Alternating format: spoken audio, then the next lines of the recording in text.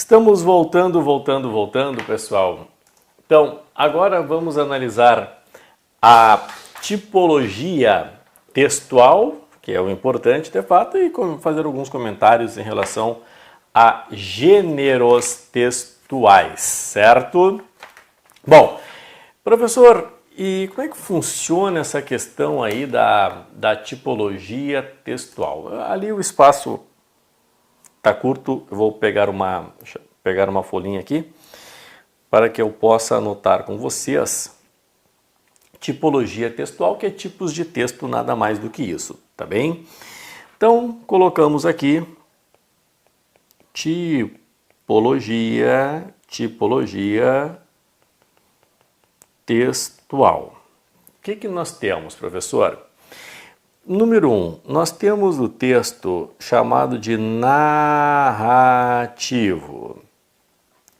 O texto narrativo possui características. E quais são as características? O texto narrativo, pessoal, faz um relato. Logicamente, né, a gente coloca faz um relato, faz uma narração. O texto narrativo, ele tem personagens. E aí nós temos o personagem principal, o protagonista, e também temos o antagonista, personagens secundários, enfim, traz personagens.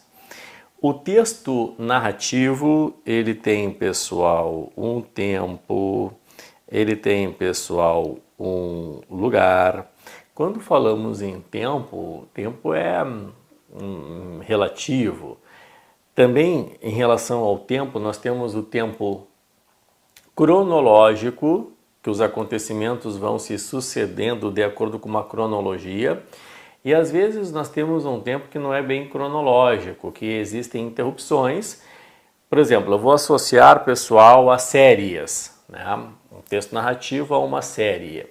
Há aquelas séries que são cronológicas e há aquelas séries que param tudo no meio da narração e voltam para a infância, ou ela volta para um acontecimento.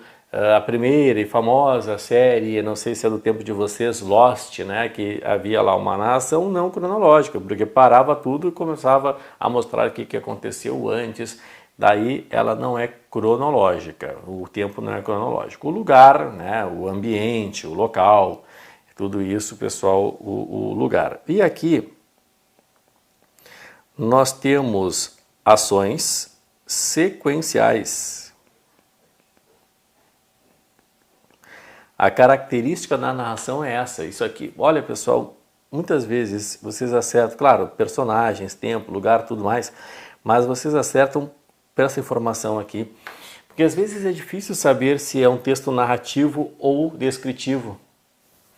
Entrou, olhou para a esposa, isso aí já é uma sequência de ações. Primeiro entrou, depois olhou para a esposa.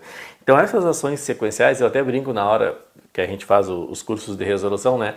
Primeiro isso, depois aquilo. Primeiro, depois, antes, depois, antes, depois. Ações sequenciais na narração. Tá bem? É fundamental aqui para não haver uma dúvida. Bom, e logicamente que o texto narrativo tem o ponto central, pessoal. O que é o ponto central do texto narrativo? É o fato, é o acontecimento.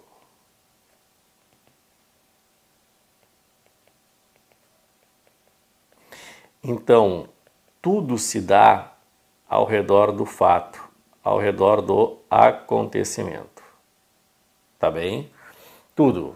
É o fato, haverá um fato, um acontecimento, e a narração, a narrativa é em relação a isso. João e Luiz foram passar um final de semana na casa da avó. Então, personagens, João e Luiz, final de semana, o pessoal restringia ali o tempo, lugar na casa da avó. Ao dormir, João, ou melhor, antes de dormir, João visualizou um baú. Show. Dentro do baú havia um livro velho com confissões. Esse é o fato, o acontecimento, encontrar esse livro velho com confissões e a partir daí, pessoal, as ações começam a se suceder, mas o fato é esse, né? Quando a gente pega um conto, por exemplo, que é um tipo de narração também, porque na narração nós temos um romance, a novela, o conto. O romance, lembra dos livros, pessoal, de José de Alencar, lembra? Iracema, Moreninha, que vocês leram na escola, ou os livros do Machado de Assis, pessoal, Memórias Póstumas de Brás Cubas, Quincas Borba, ou Dom Casmurro, algum deles vocês também já leram na escola, são romances, né, por volta de 200 páginas. E aí, claro, o que eu prefiro, né, sou fã, Machado de Assis. Se a gente pegar ali qual é o fato do Dom Casmurro, a traição ou não da Capitu. Será que traiu? Será que não traiu? É em torno daquilo. Quando a gente pega, pessoal, por exemplo, um conto, o conto tem um fato, né, mas tem um clímax também. A gente tem também o debate da traição em A Cartomante, se houve ou não, quer dizer, ali houve uma traição, né? Não há uma dúvida.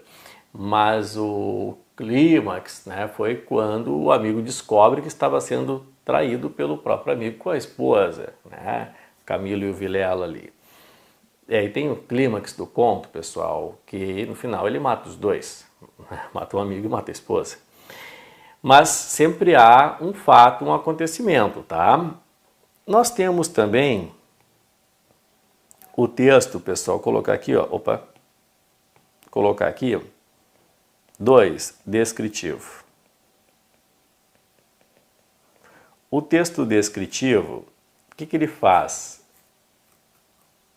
Uma descrição, né? Faz uma descrição. Tá, mas é claro, descrição, aqui o jogo, essa descrição é em relação a algo ou alguém. Ele vai descrever algo ou alguém, né? Esse algo pode ser até, pessoal, um acontecimento, descrição, mas geralmente é algo ou alguém. Esse texto descritivo, ele trabalha com muitos adjetivos. Por quê? Ele procura, pessoal, detalhes. Por quê? Ele quer criar na cabeça do leitor imagens, tá? Como se fossem, sei lá, retratos. Então, a função, quando vem muitos adjetivos, era uma sala sombria, úmida, com um mofo na parede, com poeira nos móveis. Eu vou ali colocando adjetivos, detalhes, para criar na cabeça do meu leitor uma imagem, como se fosse uma fotografia. A gente fala retratos aqui, né? Fotografias. Então, essa é a intenção de uma descrição. Mas muitas vezes, dependendo do... É normal que a narração e a descrição se misturem. Estava eu caminhando pela rua, num dia chuvoso, de uma sexta-feira, quando encontrei Maria. Estava eu caminhando pela rua num dia chuvoso de uma sexta-feira, quando encontrei Maria. Nota que aí já está meio misturado o negócio. Estava eu caminhando pela rua, estou narrando, um dia chuvoso, estou descrevendo, de uma sexta-feira, quando encontrei Maria. Ela estava de vestido rosa, cabelo preso, aí começa a descrever. Então, assim, ó, vou dar uma dica para vocês, porque às vezes não é fácil saber se está narrando ou está descrevendo. Na narração, nós temos ações simultâneas. Tudo que ocorre ao mesmo tempo. São ações simultâneas, pessoal. Maria estava sentada no sofá.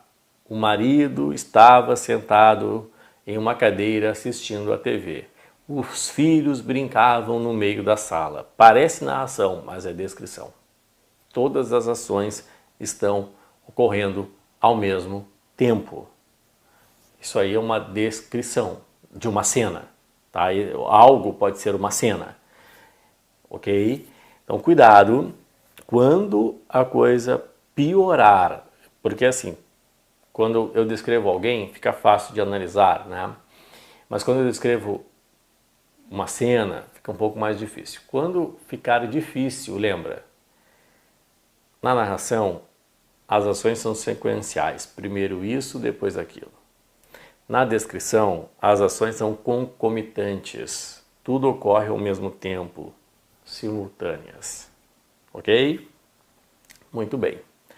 Agora vamos ao texto campeão, que mais aparece em prova de concurso, que é o texto, pessoal, dissertativo, o campeão. Dissertativo. O texto dissertativo analisa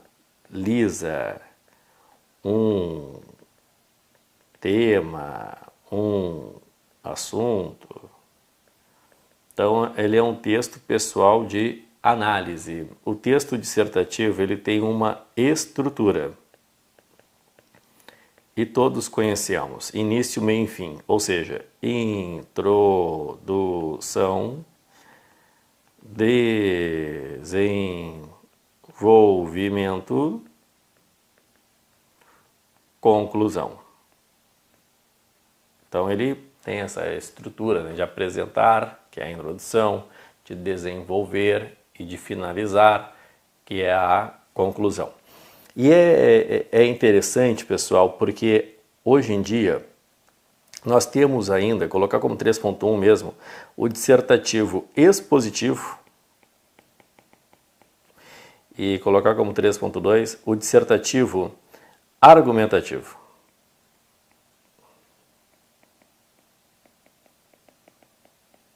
Então, o texto dissertativo, tá, ele analisa um tema, analisa um assunto, mas eu posso analisar de forma expositiva ou de forma argumentativa. Essa é a grande verdade. No expositivo, vocês vão notar que a preocupação aqui no expositivo, pessoal, é ensinar, é conceituar. Então, o expositivo ele quer ensinar alguma coisa, ele quer conceituar, por isso o nome expositivo. Por exemplo, o pessoal ele vai analisar nos Estados Unidos os estados em que há pena de morte. Aí faz uma análise. Nos estados americanos em que há pena de morte, há uma diminuição da violência ou não há uma diminuição da violência? Então, ele vai ali expor, olha, nos estados tais, em que há pena de morte, a violência é isso. Nos estados tais em que não há pena de morte, a violência... Está fazendo uma associação entre pena de morte e a violência urbana. Mas ele está conceituando, está trazendo dados, está analisando. É um pouquinho diferente do argumentativo. Porque o texto argumentativo, pessoal, claro, ele vai trazer dados também, pode até conceituar, mas é um texto que tem opinião. É um texto que tem ponto de vista. Então, é um texto, pessoal, que tem o que? Posicionamento. Falando da pena de morte. Um texto vai se posicionar se é contra ou a favor da pena de morte, contra a pena de morte ou a favor da pena de morte, colocando argumentos para isso. Por que que é contra? Por que que é a favor? Pode trazer dados, pode trazer tudo, mas é um texto de posicionamento. No argumentativo, o autor do texto se posiciona. No expositivo, eu não vejo essa exposição. Claro, todo texto tem uma intenção, isso é lógico, mas eu não vejo na exposição não há, pessoal, um posicionamento claro, ok? Então, sempre que for argumentativo, há posicionamento, há a opinião, há o ponto de vista. Esse texto aqui, ele tem, pessoal, juízo de valor, né? Ele é um texto que ele vai criticar ou ele vai elogiar alguma ação. é um texto crítico, é um texto pessoal que traz pontos positivos, traz pontos negativos e posicionando, sempre colocando a opinião, o ponto de vista. Andresa, em uma prova discursiva da FGV, que dá o comando para um texto dissertativo argumentativo, eu sigo essa estrutura de argumentos e posicionamento. É isso que a banca espera. Excelente. O texto dissertativo argumentativo, ele espera a tua posição.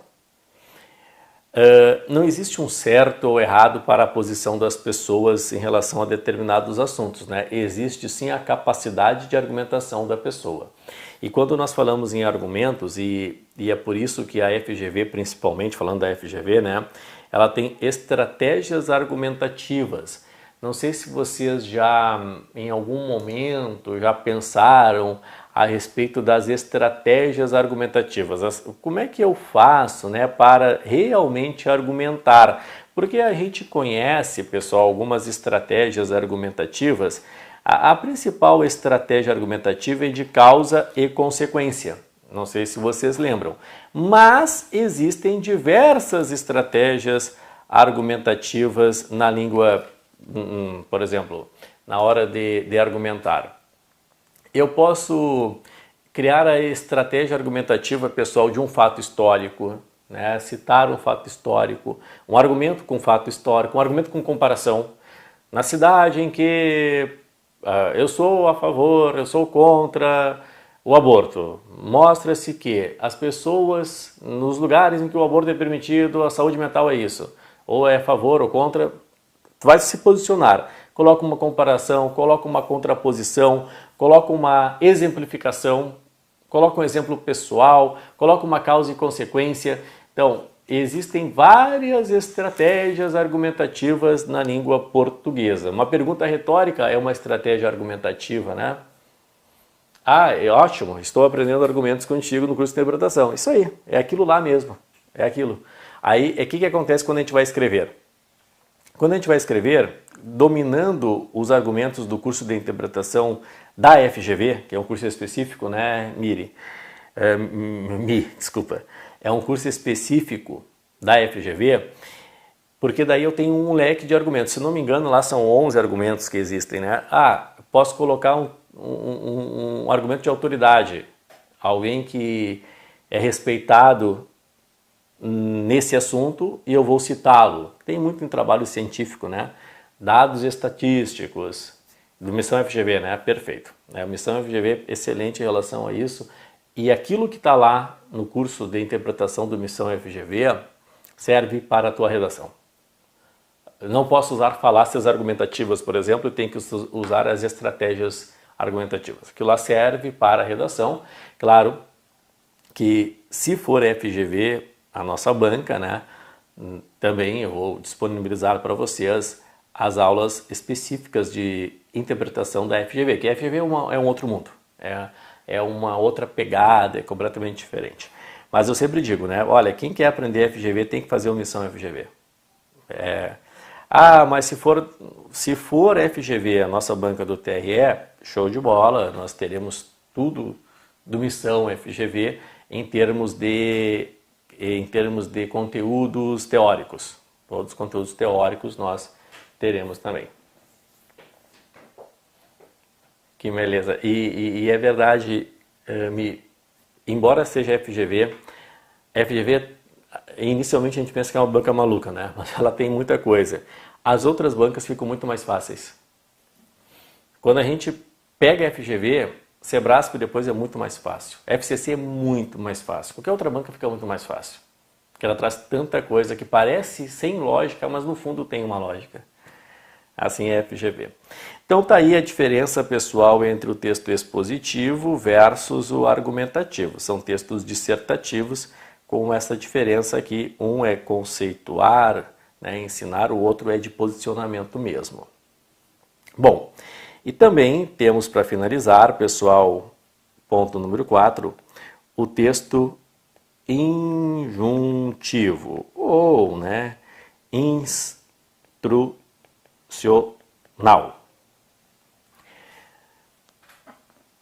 Isso, a própria FGV possui uma lógica. A gente só demora a entender, mas quando a gente entende que há lógica ali, vai.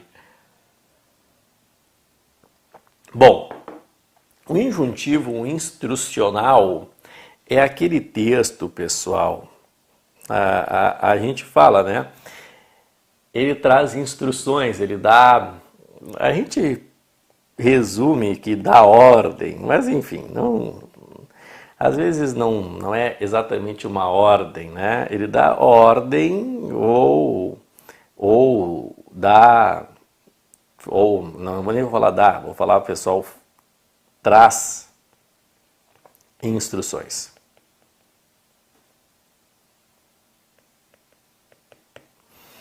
Esse texto, então, característica dele é o modo imperativo. É o modo imperativo. É aquele texto, pessoal, por exemplo, que a gente tem numa receita, né? Tem uma receita ali, faça isso, depois aquilo. É aquele texto, pessoal, de manuais, que ninguém lê manual, né? O pessoal já começa testando, mas o manual é assim. Um texto, pessoal, de uma bula, por exemplo, também é um texto instrucional injuntivo. Então é o texto da ordens, é o texto das instruções, é o texto do modo imperativo. Bom, e em cima disso, em cima dos textos aqui, pessoal, eu tenho os gêneros textuais. Então existem também os gêneros textuais. Então eu vou colocar aqui no espaço que nós temos gêneros narrativos. Alguns gêneros narrativos, uma coisa é o tipo, a outra coisa é o gênero. Claro que a banca adora cobrar o tipo. Como são inúmeros gêneros, a banca que cobra gênero especifica. Por exemplo, a FGV que coloca lá gêneros, ela dá uma especificada para ficar mais fácil o que tipo de gênero ela quer. Se não me engano, a FGV coloca 6 gêneros. Não lembro exatamente agora, tá? Mas aí, se for geral, tá tranquilo, porque não vai especificar. Se for específico, coloca uns gêneros específicos, que também está tranquilo, daí não são muitos. Aqui eu vou colocar um pouco mais, porque eu não vou especificar. Então, gêneros narrativos, nós temos, pessoal, por exemplo, o conto, a novela,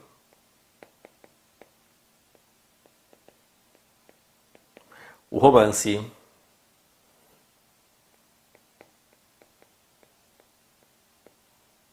a crônica, os mais tradicionais aqui, um conto, um romance, aqui não coloquei na ordem, né? A crônica, pessoal, o cronos ali é tempo, né? A crônica pega um acontecimento do dia para desenvolver um texto. Mas para vocês entenderem aqui, crônica, regra geral, uma página. É um texto ali do dia. Às vezes eu posso fazer a crônica até em forma de dissertação, pegar o acontecimento do dia e desenvolver um texto argumentativo, tá? Mas a regra geral, a crônica narra algum acontecimento do dia. O conto, eu tenho aqui de 5 a 10 páginas no conto, pessoal. Foi o que eu falei para vocês. Nós temos contos maravilhosos, por exemplo, do Machado, né? Missa do Galo, A Cartomante. Missa do Galo é a sedução de uma mulher, a Conceição, que seduz durante até meia-noite um adolescente. E Machado é genial. O auge da sedução é quando ela mostra o antebraço. O antebraço é o auge e ele consegue, é um conto erótico, guardadas as proporções do erotismo, né, de sedução, de jogo, e no outro dia de manhã ela acorda como se nada tivesse acontecido. Então aí mostra que foi um jogo de sedução mesmo, Missa do Galo. E aí A Cartomante, que fala da traição, mas a crítica é as pessoas, o que não acredita em cartomante, mas na hora do desespero recorre ao o que é, o fantástico, né? Pai contra mãe, esse é o mais forte dos contos do Machado. Vocês têm de ler. É um soco no estômago que a gente fala, né? Ele fala, poucas vezes Machado fala sobre a escravidão, e nesse conto ele fala sobre a escravidão, né? Na condição da escravidão no início do conto. E ele é um conto, pessoal, muito, muito, muito forte que vale a pena. Conto de escola, ele fala da corrupção. Então, olha bem, por isso que o Machado é muito atual, né? A corrupção no nível ali escolar, entre colegas, é uma crítica em relação à corrupção, mas os contos aí eu posso ficar falando, Teoria do Medalhão, O Homem Célebre, que é um cara que só toca música popular, é um cara, por exemplo, que sabe tocar bem música. Lambada, lembra da lambada? Mas o cara, ele é excelente na lambada lá, mas ele não queria lambada, ele queria algo sublime, queria ser um Mozart da vida pessoal, Beethoven, mas ele não conseguia. Daí ele era depressivo, infeliz, porque ele era muito talentoso no popular, mas não conseguia talento nas coisas mais elaboradas, né? Esse aí é um homem célebre. Teoria do Medalhão, que é o pai que está no leito de morte, vê que o filho não tem talento para nada, ensina o filho a ser medalhão, né? O filho não tem conteúdo, tanto vai ser medalhão. Quando der uma festa, avisa todo mundo que a tua festa foi genial. Quando rir de alguma coisa, ri de forma profunda. Mas nunca se aprofunda em nada. Só fala, é verdade, concordo, talvez, aquele medalhão, né? Ele não tem profundidade em nada, mas é uma pessoa agradável, uma pessoa que todos gostam, mas extremamente superficial. Muito bem, novela, pessoal, novela é um pouquinho, acabou, deixa eu ver aqui, acabou. Acho que acabou, pessoal, a minha caneta aqui. Vamos ver se acabou de fato, só um pouquinho.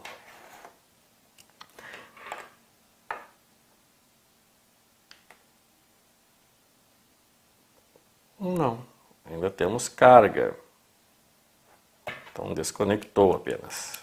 Deixa eu ver aqui. Só desconectou mesmo. Carga é coisa incrível, né? Porque na verdade ainda temos bateria, não é a carga. Então a novela, a gente não fala muito, não é novela da TV não, pessoal. A novela de, sei lá, 90 a 100 páginas, ela está no tamanho entre um conto e um romance, mas novela nós nunca desenvolvemos muito de forma mais forte na nossa literatura. Até tem, lógico que tem, né? Mas a gente conhece muito mais contos e romances. Romance, pessoal, de média, né? 200 a 300 páginas, embora a gente tenha romances aí de 500 páginas e assim por diante. Aí, como eu falei para vocês, nós temos na escola ali, pessoal, o primeiro José de Alencar, que eu não gosto, eu acho um porre, né? Aqueles romances lá com a moral, com uma final moral sempre, seja Moreninha, Iracema, índio com a Índia com o homem, mas depois morre, não pode, a sociedade é muito moralista, né? Então todos os romances do Alencar, eles vão ousar, eles vão de encontro a alguma coisa amoral vigente, mas no final ele pune, a moral prevalece, o Machado não. O Machado, ele bate na sociedade. A hipocrisia da sociedade, ele é irônico quando ele vem com os romances realistas, né? Aí vem por isso o realismo. Pessoal, depois o texto de descrição, vamos colocar alguns gêneros textuais aqui. Gêneros descritivos, desculpa.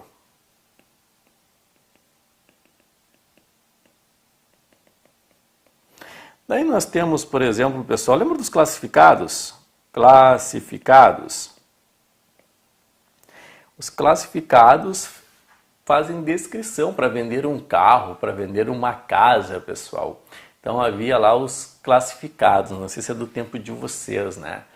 Mas aí, casa ampla, reformada, com excelente localização, estou ali descrevendo a casa, ou qualquer coisa que fosse vender lá, havia muito classificado de carro e casa. Carro e casa é tradicional, mas não só isso. Cardápios, quando vem um cardápio ali, ele faz uma descrição, pessoal, do que contém no prato, né, na sobremesa, enfim. Gráficos, os gráficos também fazem descrições, tabelas também fazem descrições. Então, claro, e no texto é que assim, o que acontece? Essa parte descritiva geralmente ela vem dentro do texto narrativo.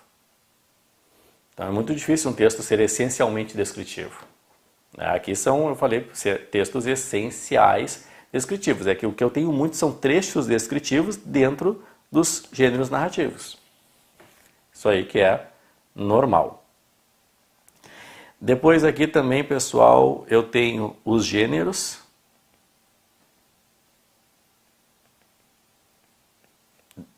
Dissertativos.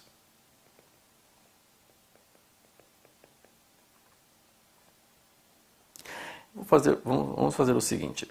Deixa eu arrumar uma coisinha aqui. Vou apagar aqui. Ó, tradicionais gêneros expositivos. Expositivos. Por exemplo, quando a gente tem uma notícia, quando a gente tem, pessoal, uma reportagem, quando a gente tem, por exemplo, pessoal, um texto chamado de informativo, um texto didático, são gêneros expositivos, né? A notícia ela é muito mais sucinta, é um acontecimento do dia, então se dá ali uma notícia. A reportagem é mais elaborada. Quando se faz uma reportagem, eu faço um estudo a respeito de uma determinada coisa. Então, vou fazer uma reportagem. Demora, às vezes, pessoal, dias, até meses, porque a reportagem ela é mais elaborada. Depois ali, ó, um texto informativo traz uma informação, é tradicional texto expositivo, a informação a respeito, pessoal, da gripe H1N1, ou, pessoal, a respeito da epidemia que houve, então traz ali informações. O didático ensina, né? É um texto, pessoal, de cunho pedagógico. Eu quero ensinar alguma coisa, aí vem o texto didático, mas não deixa de ser expositivo. Aqui os gêneros, vou colocar aqui.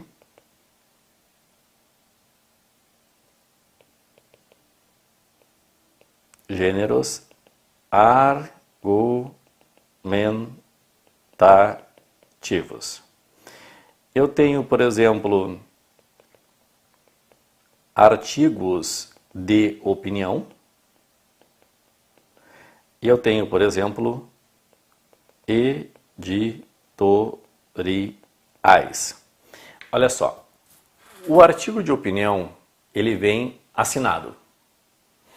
Quando um jornal, uma revista, um site de notícias publica um artigo de opinião, ele vem assinado, e não quer dizer que o jornal, a revista, o site de notícias concorda com aquele artigo de opinião. Mas o artigo de opinião ele é escrito, pessoal, por alguém que tem alguma representação.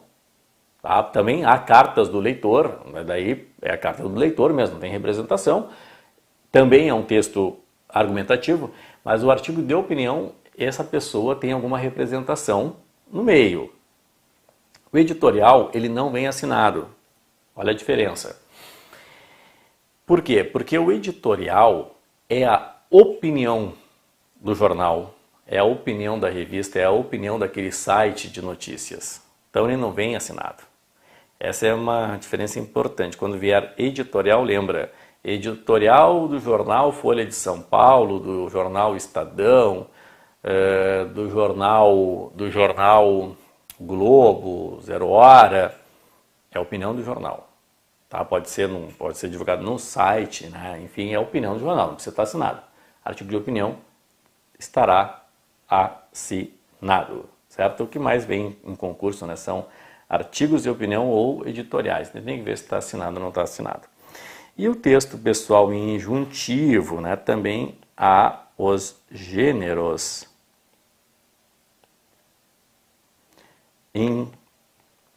injuntivos ou, né, instrucionais.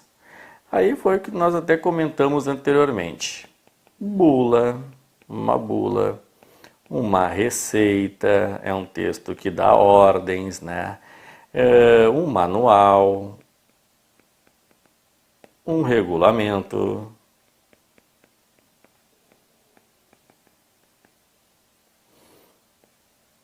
os textos pessoal normativos,